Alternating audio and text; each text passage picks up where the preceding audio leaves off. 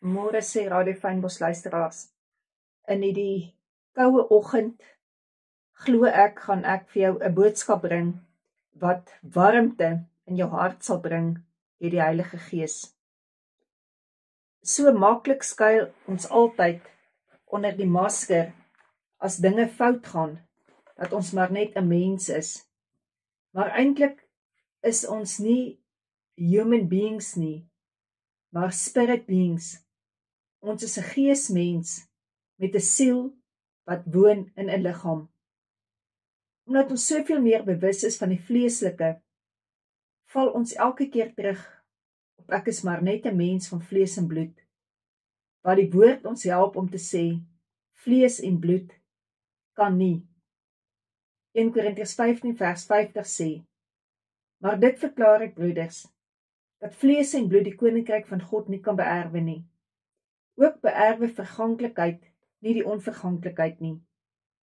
Daar is 'n stryd in my wat ek elke dag beleef om te kies tussen die lewe en die dood, te kies tussen dooie bene of gees, te kies, gaan ek dood spreek, gaan ek lewe spreek, te kies, gaan ek vloek of gaan ek seën. Elke oomblik is ons in daardie keuse. En in sommige plekke ervaar jy net daardie benoudheid, daardie magteloosheid, asof jy nie keuse het nie. Ja, ons word in dinge ingedwing soms, wat nie maklik is nie. Besluite wat ons moet maak. Besluite wat nie maklik is nie, goed wat oor jou lewe gekom het, wat jou in 'n dal van dooie bene gevat het, wat jy nie voorgevra het nie. Maar terwyl ons daar staan, en ons wonder oor die dooie bene, dan kan ons wel die antwoord so in plek hê. Here, ek weet nie, maar U weet. Want ek weet dat in my, dit wil sê binne my vlees, niks goeds woon nie. Want om te wil, is by my aanwesig, maar om goed te doen, dit vind ek nie. Romeine 7 vers 18 sê dit. God se Gees openbaar aan my, hoe lyk die dal dan, sonder God se genade? Wat sal jou dooie bene wees?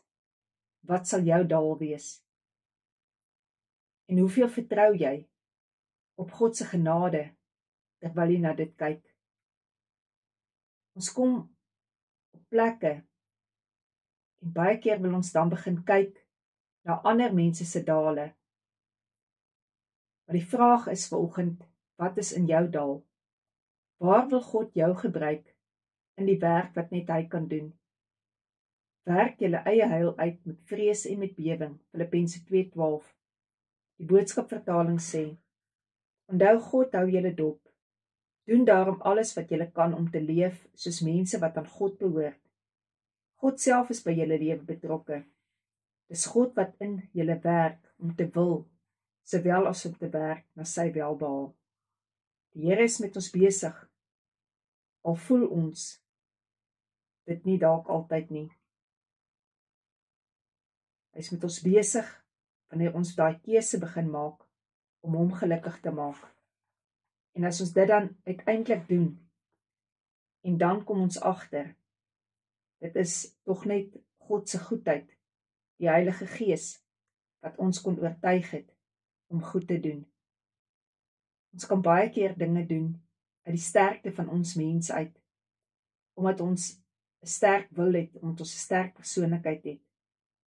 Maar as die dinge by die geestelike kom, dan moet ek en jy verstaan, dit is omdat God in ons goed is. Dis omdat hy ons eerste lief gehad het, omdat hy ons eerste gekies het, dat ons goeie wil doen, en dat ons ook wil kies om te doen, wat hy sou gedoen wou gehad het.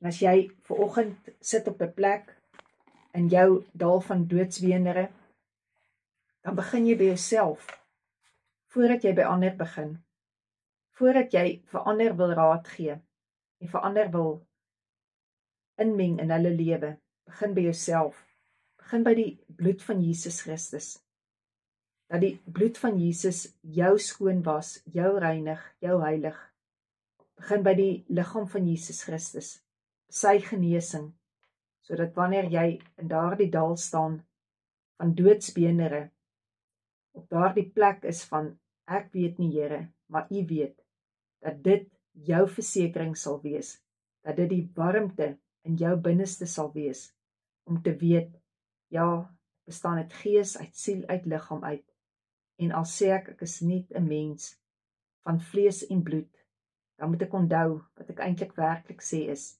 ja, ek bestaan uit vlees uit, dit is die vlees wat ek sien, wat in die spieël kyk, maar dit is die siel wat in die bloed is, en dis die siel wat genesing nodig het, dis die siel wat die lewe moet ontvang van God se gees, dis in die siel waar die wonde so diep lê, wat naderhand op my liggaam uitslaan. Dankie Jesus, dat U aan daardie kruis as mens gehang het, vir wat in my gees aangaan, in my siel aangaan, en in my liggaam. Amen.